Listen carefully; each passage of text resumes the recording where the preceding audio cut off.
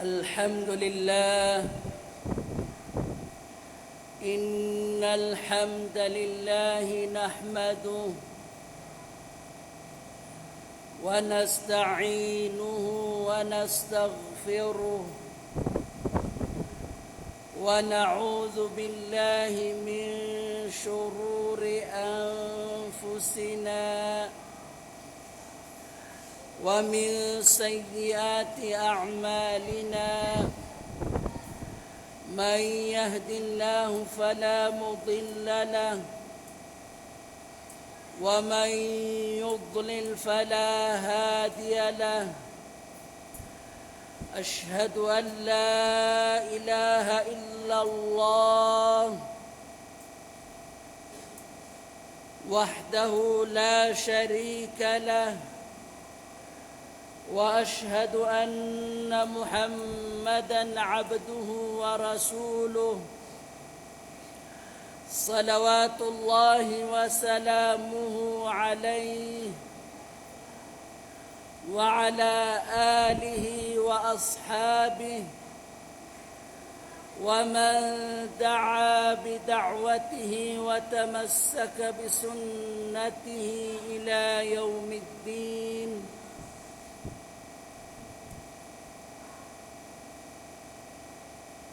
فيا عباد الله، أوصيكم ونفسي بتقوى الله عز وجل، حيث أمرنا بذلك. يقول الله تبارك وتعالى في كتابه الكريم: يا أيها الذين آمنوا اتقوا الله حق تقاته ولا تموتن إلا وأنتم مسلمون. ويقول المصطفى صلى الله عليه وسلم في حديثه الشريف: اتق الله حيثما كنت وأتبع السيئة الحسنة تمحها وخالق الناس بخلق حسن. أما بعد، فإن أصدق الحديث كتاب الله، وخير الهدي هدي محمد صلى الله عليه وسلم، وشر الأمور محدثاتها، وكل محدثة بدعة، وكل بدعة ضلالة، وكل ضلالة في النار. Aming mga minamahal na kapatid, magulang sa pananampalatayang Islam, ngayong araw ay ikalabing-anim na araw ng Dhul-Hijjah. Ibig sabihin, nananatili pa rin tayong napapaloob sa buwan ng Dhul-Hijjah. Ang buwan ng Dhul-Hijjah ang isa sa pinakadakilang biyaya sa atin ng dakilang tagapaglikha na maabutan natin ang buwang ito. Lalo na ang unang 10 araw nito na lumipas. Ngayon ay napapaloob tayo sa ikalawang 10 araw ng Dhul-Hijjah, kung saan ang mga gawaing pagsamba sa unang 10 araw ng Dhul-Hijjah ay mas mainam, mas dalisay, mas dakila, mas kaibig-ibig, at mas may malaking gantimpala kay Allah subhanahu wa ta'ala sa anumang gawaing pagsamba sa ibang buwan at sa ibang araw. kasama na doon ang buwan ng Ramadan. Kasama na doon ang mga araw ng Ramadan. Mas mainam ang mga gawaing pagsamba katulad ng ating nabanggit kaysa mga gawaing pagsamba sa araw ng Ramadan. Kahit pa sa huling 10 araw ng Ramadan, aming mga minamahal na kapatid at magulang sa pananampalatayang Islam.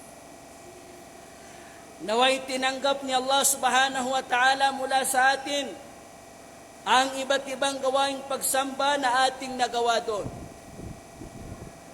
Aming mga minamahal na kapatid at magulang sa pananampalatayang Islam, ang ika-10 araw ng Dhul-Hijjah, kung saan ito ang Yawmul Eid, araw ng Eidul Adha. 5 araw nang nakalipas o 6 na araw. Ito ang pinakadakilang araw ng daigdig, aming mga minamahal na kapatid at magulang sa pananampalatayang Islam. Sapagkat nangyari sa araw na yon na siyang ginugunita sa halip ipinangalan sa kanya Eidul Adha, pagdiriwang ng pagsasakripisyo. Nangyari sa araw na yon ang dakilang pagsasakripisyo. Ang pinakadakila sa halip na nangyaring pagsasakripisyo dito sa balat ng lupa, aming mga minamahal na kapatid at magulang sa pananampalatayang Islam. Tandaan natin, walang saksis, Muslim ka man o hindi, anumang relihiyon na mayroon tayo. Ito ay common denominator sa lahat ng tao. Ibig sabihin, ito ay common na pananampalataya o paniniwala sa lahat ng tao. Regardless of race, religion, o nationality. Walang saksis, walang tagumpay kung walang sacrifice, kung walang pagsasakripisyo. Walang nagtagumpay na hindi nagsacrifice. Tandaan natin yan. Sharp condition mula noon hanggang ngayon, hanggang sa pagkagunaw ng mundo, kondisyon ginawa ng dakilang tagapaglikha na kondisyon ng saksis ang sacrifice. Sacrifice. Ano nga ba ang ibig sabihin ng sacrifice? Madaling sabihin, pero mahirap unawain. Madaling unawain, pero mahirap gawin. Aming mga minamahal na kapatid at magulang sa pananampalatayang Islam. Sapagkat ang kinukontra ng sacrifice ay ang kalooban natin, ang sariling kalooban natin, ang personal interest mo, ang kontra ng sacrifice. Walang sacrifice kung nandoon yung kalooban mo. Tandaan natin, walang sacrifice kung nandoon yung pagkakagusto mo. Kaya nga tinawag na sacrifice, sinakripisyo mo ang kagustuhan mo. Sinakripisyo mo ang pera mo na gusto mo. Ayaw mong mawala yung pera mo, ayaw mong mawala yung posisyon mo, ayaw mong mawala ang anumang ari-arian na mayroon ka, anumang palamuti dito sa mundo. Ayaw mong mawala ang anak mo, ayaw mong mawala ang asawa mo, mga bagay na nakaugnay sa iyo, mga bagay na napamahal ka sa kanila, ayaw mong mawala ang mga bagay na ito.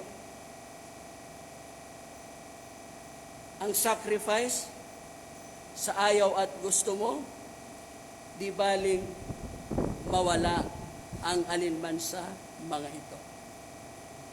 Yun ang sacrifice, aming mga minamahal na kapatid at magulang sa pananampalatayang Islam. Itataya mo ang pangalan mo, ang pagkaasawa mo, ang pagkamagulang mo, ang pagkaanak mo, ang pagkanegosyante mo, pagkamayaman mo, pagkaprofesyonal mo, anumang mayroon ka, isasakripisyo mo alang-alang sa pagkamit ng success o tagumpay, aming mga minamahal na kapatid at magulang sa pananampalatayang Islam. Yan ang pinakadakilang aral na tatalakayin natin na dapat maunawaan at maintindihan ng bawat isa sa atin. Kung tutuusin, ang araw ng Eidul Adha ay karaniwang na araw. Ang mga nangyayari dito ay karaniwang na mga nangyayari sa ibang araw. Hindi po yung ating tradisyon na kaugalian ang dumadakilan nito. Kinamulatan natin na mag-celebrate, magdiriwang sa araw na yon. Hindi po yun ang totoo at tunay na diwa ng kahalagahan, kainaman, kadakilaan ng araw na yon, kundi ipinapaalala sa atin ang dakilang sacrifice na kondisyon ng dakilang success, aming mga minamahal na kapatid at magulang sa pananampalatayang Islam. Ipinapaalala sa atin na hanggat hindi nangyayari ang pagsasakripisyo, hindi mangyayari ang success o tagumpay. Kung gaano katindi ang sacrifice na gagawin mo, ganun din katindi ang success na maabot mo. Ito yung bagay na dapat natin paalalahanan doon ng ating mga sarili. Nakakalungkot na dumadaan lang as a tradition. Ibig sabihin, nakaugalian lang. Pero yung totoong diwa ng dakilang sakripisyo na nangyari doon na kondisyon ng ating tagumpay dito pa lamang sa mundo, higit sa lahat ay sa kabilang buhay nakakalimutan natin. Samantalang yun ang ipinapaalala sa atin. Aming mga minamahal na kapatid at magulang sa pananampalatayang Islam, takwa, kanina binasa natin sa bawat khutbah, nababasa natin, binabasa ng khatib o ng naghukhutba, nagsisirmon, parating kalakip ng kanyang hamdala, pagpuri kay Allah subhanahu wa ta'ala. Ang sinabi ni Allah subhanahu wa ta'ala na ipinapaalala sa bawat isa sa atin, anuman ang katayuan natin sa buhay, kung saan tinawag ni Allah subhanahu wa ta'ala ang mga mananampalataya para patunayan ang kanilang claim, para patunayan ang kanilang pag-aangkin na sila ay mga mananampalataya. Madaling sabihin na ako ay sumasampalataya kay Allah subhanahu wa ta'ala. Ngunit kung gaano kadaling sabihin ito, ganun din kahirap gawin. Ganun din kahirap maabot ang totoong diwa ng pananampalataya kay Allah subhanahu wa ta'ala. Ito ay hindi lingid sa ating kaalaman. Tanungin mo ang lahat ng yumaman. Tanungin mo ang lahat ng nagsaksis na mga tao, mga successful na tao. Ano man ang kanilang kalagayan sa buhay. Saan man sektor sila napapabilang, tanungin mo sila kung paano nila nakamit ang tagumpay.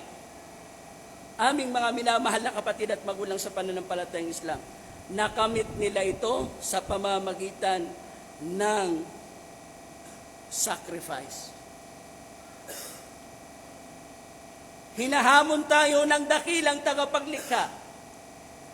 Binibigyan tayo ng pagkakataon para patunayan sapagkat alam na ni Allah ang katotohanan. Alam ni Allah ang katotohanan na mayroon sa ating kalooban. Walang anumang bagay na maaring itago kay Allah subhanahu wa ta'ala. Batid niya ang lahat ng ito. Mula sa pinakamaliit na bahagi nito hanggang sa pinakamalaking bahagi nito. Ngayon gustong patunayan gusto sa atin ni Allah subhanahu wa ta'ala na patunayan natin sa Kanya. Alam niya ito.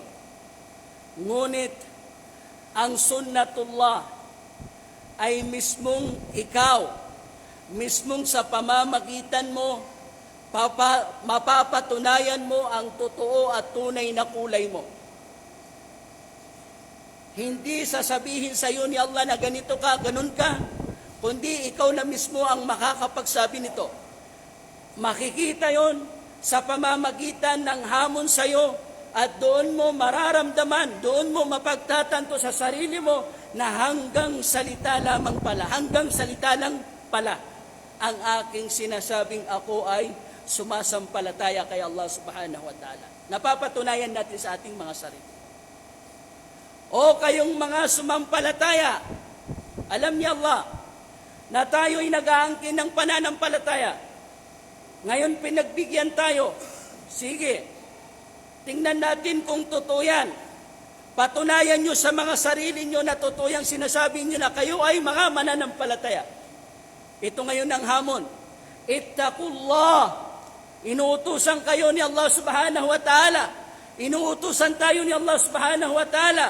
Matakot kayo kay Allah subhanahu wa ta'ala. Haqqa tuqatih, ng totoo at tunay na pagkatakot. Bakit kailangan pa niyang sabihin ng totoo at tunay na pagkatakot?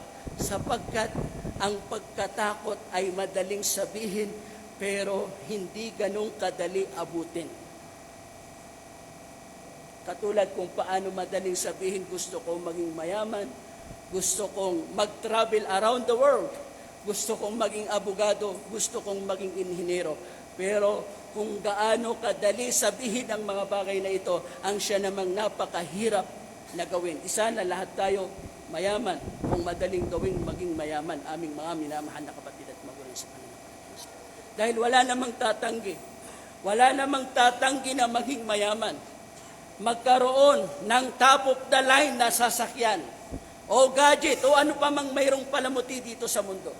Pero bakit iilan lang yung mayroon? Aming mga minamahal na kapatid at magulang sa pananampalatayang Islam, madaling sabihin, pero mahirap abutin. Ngayon, patunayan nyo na totoo kayong mga mananampalataya. Katakutan nyo si Allah subhanahu wa ta'ala ng hindi piking pagkatakot, hindi pagkatakot na katang-isip lamang, hindi pagkatakot na nakabatay lamang sa ada o tradisyon, hindi pagkatakot na nakabatay lamang o hanggang dito lamang sa inyong pananalita. Hanggang dito lang sa dila. Kundi totoo, tunay. Ano nga ba itong pagkatakot? Sa kabuuan ang pagkatakot, aming mga minamahal na kapatid at magulang sa pananampalatayang Islam, imtithalu awamirillah wajtinabu nawahihi. Nawahi. Ang pagsunod sa mga ipinag-uutos ni Allah subhanahu wa ta'ala at ang pag-iwas mula sa kanyang mga pinagbabawal. Complete way of life, ang relihiyong Islam. Ang relihiyong Islam ay ganap na kaparaanan ng pamumuhay. Bakit? Dahil lahat ng kilos mo dito sa mundo, anuman ang katayuan mo sa buhay, anumang sektor, kung saan ka napapabilang. Ikaw man ay isang negosyante, ikaw man ay isang binata o may asawa, ikaw man ay may anak o wala, ikaw man ay isang leader, ikaw man ay isang mamamayan, ano man ang ating sitwasyon, ano man ang ating kalagayan dito sa daigdig. Ultimo nga pagpasok ng CR, mayroong kaparaanan doon yung Islam. Ultimo nga pagtabi sa asawa, may kaparaanan doon ng Islam. Ibig sabihin sa lahat ng gawain, sa lahat ng kilos, mayroong kaparaanan doon yung Islam. At yung kaparaanan ng Islam doon, yun na yung ipinag-uutos ni Allah subhanahu wa ta'ala. At yung kabaliktaran noon, ang siya namang ipinagbabawal ni Allah subhanahu wa ta'ala, ang pagtugon o pagsunod. Ibig sabihin, ang pagsasabuhay ng turo ng Islam sa lahat ng anggulo ng ating pamumuhay, yun na po yung tinatawag na takwa. Kaya nga po, obligadong malaman mo ang pagbabatas ng Islam sa pagtitinda kung ikaw ay isang negosyante. Bakit? Papaanong magagawa ang negosyo mo sang-ayon sa pagbabatas ng Islam kung hindi mo alam? Ngayon, kapag nagawa mo, nalaman mo at nagawa mo, yun na po yung takwa. Ibig sabihin ay pinamamahalan ka ng patakaran, panuntunan ng Islam sa pagtitinda. Habang ginagawa mo yun, nagagawa mo ang takwa. Natutugunan mo ang dahilan ng pagkakalikha sa iyo ni Allah subhanahu wa ta'ala. Kaya nga po, fardu ain. Kung ikaw ay isang negosyante, fardu ain, na malaman mo ang pagbabatas ng Islam sa pagninegosyo. Ibig sabihin, nagkakasala ka simula nang magnegosyo ka at hindi mo inalam ang pagbabatas ng Islam. Doon sa pagninegosyo, simula doon hanggang sa mamatay kay puro kasalanan. Nagkakasala ka. Bakit? Kasi obligado sa'yo. Fardu ain, katulad ng pagkakaobliga ng sala sa'yo na malaman mo ang pagbabatas ng Islam doon sa pagtitinda. Bakit? Dahil nandun ka at kailangan mong isabuhay yun. Ganon din sa pag-aasawa. Kapag ikaw ay isang asawa, obligado sa iyo na malaman mo ang pagbabatas ng Islam sa pag-aasawa. Ano ang karapatan mo sa asawa mong babae? Anong karapatan ng asawa mong babae sa iyo? At ano yung mutual na karapatan niyo sa isa't isa. Pag hindi mo ito alam, lahat ng nagagawa mong pagkakamali sinasadya. Bakit? Inobliga sa iyo na matuto, malaman ang mga bagay na ito. Anong ginawa mo? Hindi mo pinag-aralan. Ibig sabihin, sinasadya mo. Sinasadya mo. Dalawang kasalanan mo. Unang kasalanan, hindi ka nag-aral. Ikalawang kasalanan ay talamak mong nilalapastangan ang mga kautusan ni Allah subhanahu wa ta'ala. Tanungin mo ngayon yung sarili mo. Lahat may pagbabatas doon yung Islam. Sa anumang sitwasyon na mayroon ka. Alam mo ba yung pagbabatas ng Islam doon? Lahat ng pagkakamali mo doon sinasadya. Kasi hindi mo inaalam kung anong pagbabatas doon ng Islam. Ngayon, kapag nagawa mo kung anong pagbabatas doon ng Islam, yun na yung takwa, yun na yung pagkatakot kay Allah subhanahu wa ta'ala, yun na yung sacrifice, yun na yung susi ng tagumpay mo. Ustad, mahirap mabuhay ng ganap sa panuntunan ng Islam. Talaga nga namang mahirap. Talaga nga namang mahirap dahil walang sacrifice na madali. Ang nakakapagtaka ay kung madali. Hindi nakakapagtaka na mahirap mamuhay bilang isang Muslim sa anumang katayuan natin sa buhay. Hindi yun nakakapagtaka. Ang nakakapagtaka ay kung madali ito. Laqad khalaqnal insana fi kabad. Nauna nang sabihin sa atin ni Allah na sadyang nilikha niya ang tao na anumang naisin niya, kailangan niyang paghirapan. Hindi ito lingid sa ating kaalaman. Bakit hindi mo yan sinasabi? Kung gusto mong maging engineer, ayaw ko. Bakit? Kasi mahirap maging inhinyero. Kung gusto mong maging leader, ayaw ko. Kasi mahirap maging leader. Kung gusto mong maging abogado, ayaw ko. Kasi mahirap maging abogado. Kung gusto mong maging negosyante, ayaw ko. Kasi mahirap maging negosyante. Bakit ngayon? Kapag ang usapin ay maging totoong Muslim, mahirap maging totoong Muslim. Bakit hindi ka rin umayaw maging negosyante? Kasi mahirap din maging negosyante. So ano sasagot mo? Kailangan ng pagsasakrifice kahit na gaano kahirap dahil nandun ang tagumpay. Bakit ngayon hindi mo magamit? Bakit ngayon hindi mo magamit sa relihiyon? Bakit sinasabi mo mahirap maging totoong Muslim? Samantalang mahirap din maging negosyante, maging inhinero, pero kinakaya mo yun. Anong klaseng pag-iisip yun? Wala yagurannakum billahil gharur. Inna wa'dallahi haqq. Tunay na ang pangako ni Allah ay katotohanan. At huwag niyong hahayaan na malindang kayo ni Shaitan. Tungo kay Allah subhanahu wa ta'ala. Kasama yun sa panlilinlang ni Shaitan. Na nafe-feel mong mahirap. Ibig sabihin ay ginagawa mong pangangatwiran na mahirap. Pero sa ibang bagay ay hindi. Kundi, kung sa negosyo kahit na kung may client ka, kahit na gaano kahimping ang tulog mo, itawag lang sa, mayroong bibili. Lalo na kung mamahalin ang bibili niya, isasakripisyo mang tulog mo. Pero bakit pag nag-adhan ng Fajr? Kasi naman, hindi ako nakatulog ng mahimbing, saka na ako magsala. Aming mga minamahal na kapatid at magulang sa pananampalatayang Islam. Saan na yung katinuan ng isip bilang isang mananampalataya? Ngayon, patunayan mo. Ittaqullah, katakutan mo siya Allah, haqqa tuqati, ng totoong pagkatakot.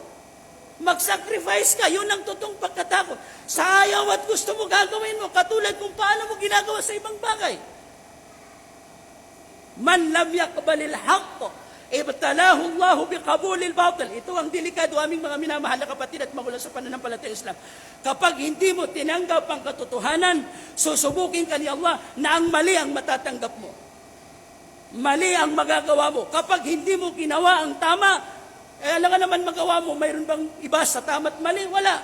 Kung hindi tamang nagawa mo, kung hindi ka tutugon sa tama, saan ka makakatugon? Doon sa mali. So pumili ka, mag-isip ka.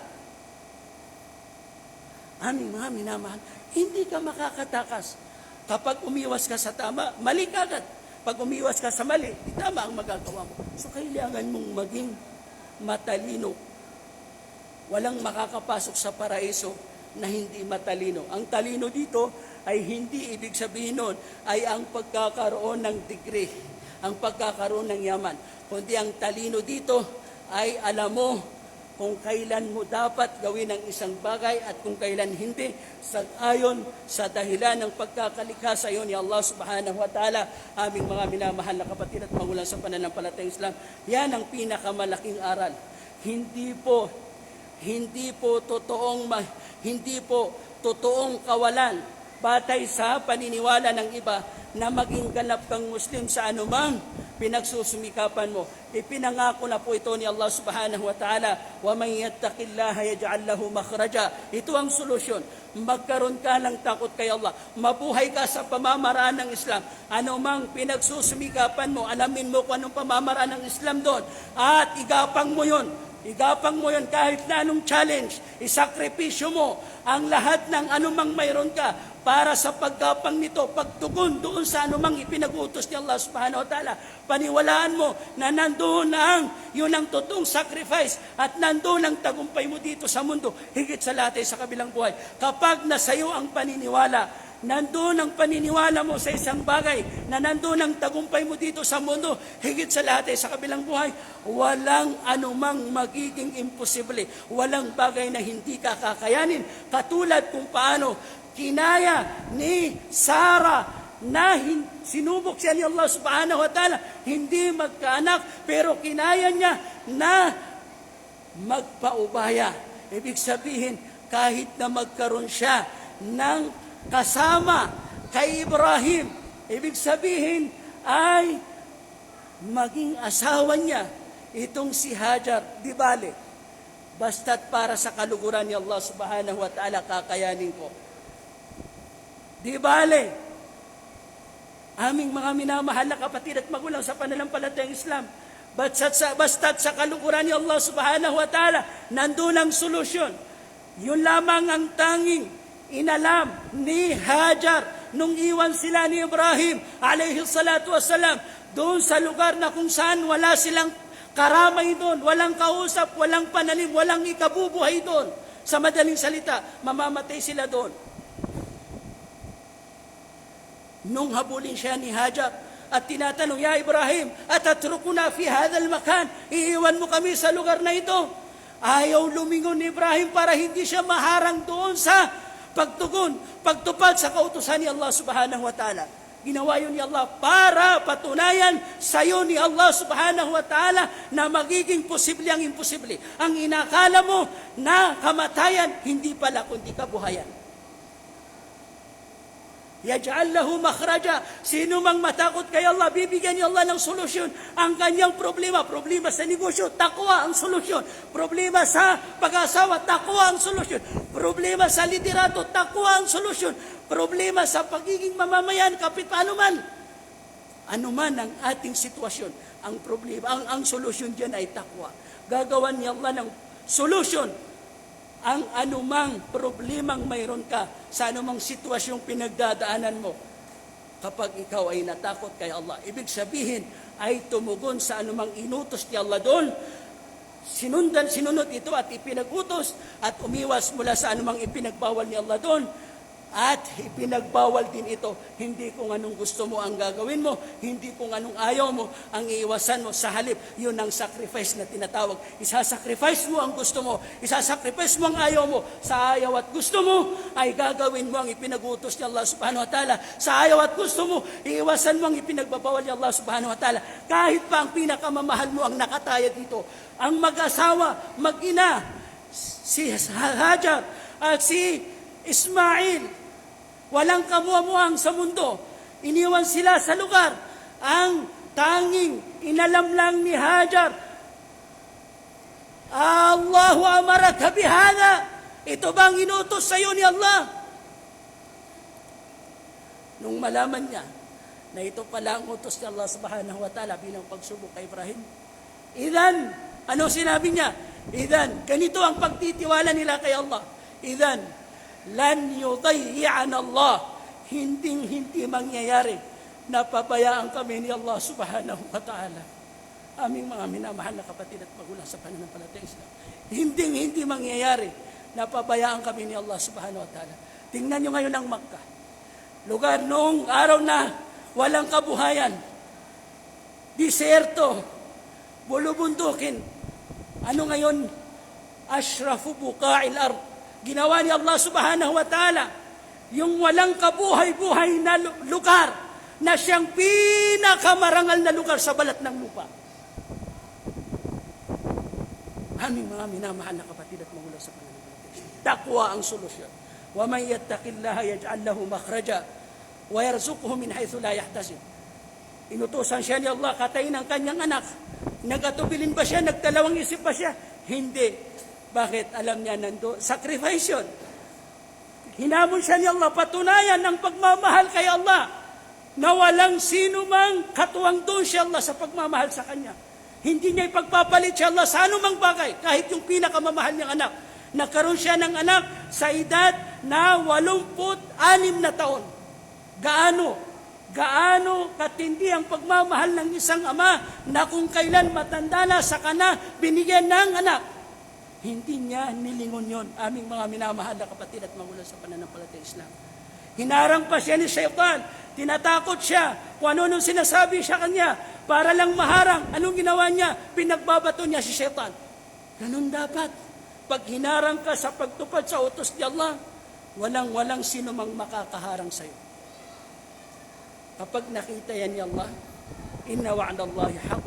Tunay ang pangako ni Allah subhanahu wa ta'ala. Anong pangako ni Allah subhanahu wa ta'ala? Sino mang matakot kay Allah subhanahu wa ta'ala, sosolusyonan ni Allah ang kanyang problema. Yaj'al lahu makhraja wa yarzuquhu min haythu la yahtasib. At bibigyan siya ni Allah ng biyaya na hindi niya inaakala. وَيَرْزُقُ مِنْ حَيْثُ لَا يَحْتَسِبُ وَمَنْ يَتَوَكَّلْ عَلَى اللَّهِ فَهُوَ حَسْبُهُ. Sino man ang manalig kay Allah, sasapatan siya ni Allah subhanahu wa ta'ala sa kanyang pananalig. Inna Allah baligh amri. Tunay na siya Allah ay tutuparin niya ang anumang kanyang inutos, anumang kanyang ipinangako. Aming mga minamahal na kapatid at magulang sa pananampalatayang Islam, maging totoo lamang tayo na mga mananampalataya at nilalarawan ito ng takot natin kay Allah na siya namang nilalarawan ng pagsunod sa utos ni Allah subhanahu wa ta'ala at pag-iwas mula sa kanya mga pinagbabawal. At ang pag-utos nito at ang pagbabawal nito, yun na yung al-amru bil ma'ruf, pag-utos ng kabutihan, wan nahi 'anil munkar, at pagbabawal ng kasamaan. Doon yun umiikot sa inutos ni Allah at ipinagbawal ni Allah subhanahu wa ta'ala. Kapag napatunayan natin diyan ang ating mga sarili, ittaqullaha haqqa tuqatih, matakot kayo kay Allah ng totoong pagkatakot, magkakatotoo din yung ipinangako sa atin ni Allah subhanahu wa ta'ala na sa atin kung magpapakatotoo at kung magpapakatotoo tayo sa ating pagkatakot kay Allah, magpapakatotoo din siya Allah subhanahu wa ta'ala sa pangako niya sa atin. Wa aqulu qawli hadha wa astaghfirullah li wa lakum wa li sa'iril muslimina min kulli dhanb fastaghfiruhu innahu huwal ghafurur rahim.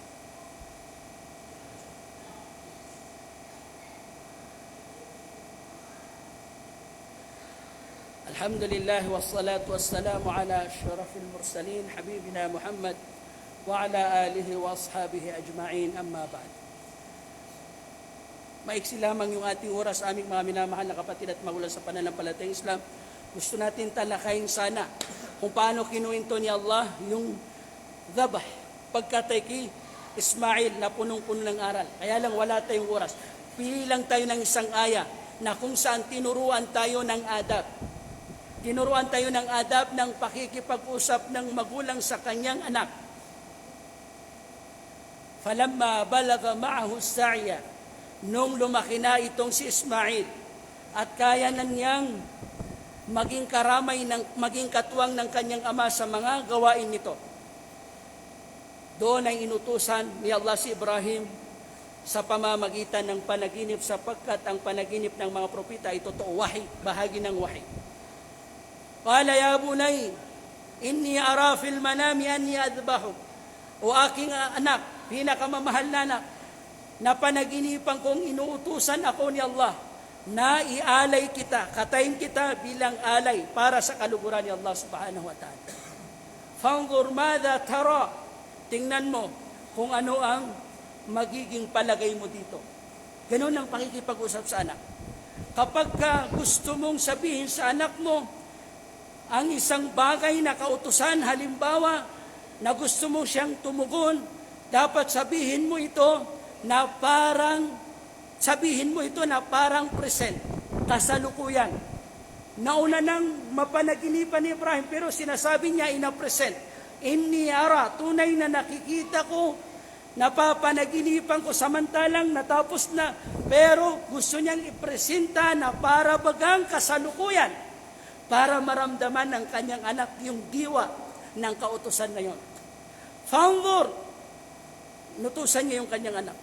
Tingnan mo, madha tara, ano ang magiging palagay mo dito? Kunin mo ang opinyon ng anak mo para maging magaan sa kanyang kalooban at maintindihan niya kung ano man yung gusto mong iutos sa kanya, ipagawa sa kanya. Yun ang adab. Hindi yung porke anak mo ay ganun na lamang siya, ganun na lamang mo siya pipilitin. Lalo na yung mga anak na babae. Sa ayaw at gusto mo, ikakasal kita. Which is ito ay haram. Nasa ayaw at gusto niya, ipapakasal mo. Walang kasal na mangyayari na ipipilit mo sa anak mong babae. Kahit na mayroong kasal na nangyari, yung kasal na yon ay totally hindi nangyari hanggat hindi pumapayag yung babae. Ito ang sasabihin mo sa kanya. Anak, alam ko na bilang magulang mo, wala akong ginugusto kundi ang kabutihan mo. Ngayon, mayroon akong nagustuhang lalaki na kung saan nakita ko sa kanya na may pagkakatiwala kita sa kanya. Ano sa palagay mo kung siya ang ialok ko sa'yo? Kunin mo yung opinion ng anak mo. Fanzur madha tara. Doon mo makikita. Yun ang adab, aming mga minamahal na kapatid at magulang sa pananampalataya Islam. So ano ang sinabi? Dahil nahubog ito sa pananampalataya. Yun ang kagandahan kapag yung anak ay nahubog sa pananampalataya, na kung saan nagiging madali sa kanya. Ganon din, kapag yung magulang nahubog sa pananampalataya, alam niya kung paano niya dapat sabihin sa kanyang anak.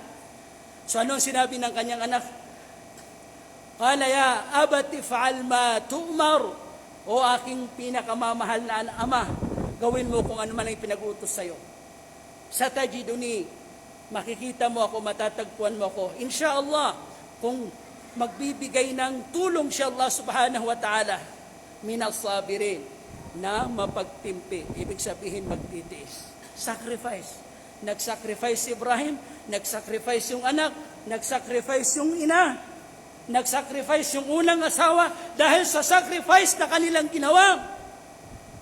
Aming mga minamahal na kapatid at magulang sa pananampalatayang Islam, sa araw kung kailan ito nangyari, ginawang a'zamu ayamid dunya. Ginawa ni Allah subhanahu wa ta'ala na pinakadakilang araw ng mundong ito. Aming mga minamahal na kapatid at magulang sa pananampalatayang Islam, sapagkat nangyari sa kanya ang pinakadakilang sakripisyo. Inna Allah wa malaikatahu yusalluna 'alan nabi. Ya ayyuhalladhina amanu sallu 'alaihi wa sallimu taslima. Allahumma salli 'ala Muhammad wa 'ala ali Muhammad kama sallaita 'ala Ibrahim wa 'ala ali Ibrahim wa barik 'ala Muhammad wa 'ala ali Muhammad kama barakta 'ala Ibrahim wa 'ala ali Ibrahim fil 'alamin innaka Hamidum Majid. Wa qala rabbukum ud'uni astajib lakum. Amin ya rabbal alamin. اللهم اجعلنا بالإيمان كاملين ولفرائضك مؤدين وللزكاة فاعلين وعلى الصلوات حافظين وفي الجنة داخلين ومن النار ناجين ومن حور العين متزوجين ومن حوض نبينا محمد صلى الله عليه وسلم شاربين شربة لا نظمأ بعدها أبدا برحمتك يا أرحم الراحمين. اللهم اغفر لنا ذنوبنا ولوالدينا وارحمهما كما ربيانا صغارا، ولجميع المؤمنين والمؤمنات والمسلمين والمسلمات الأحياء منهم والأموات، وأتبع بيننا وبينهم بالخيرات. رب اغفر وارحم وأنت خير الراحمين. سبحان ربك رب العزة عما يصفون وسلام على المرسلين والحمد لله رب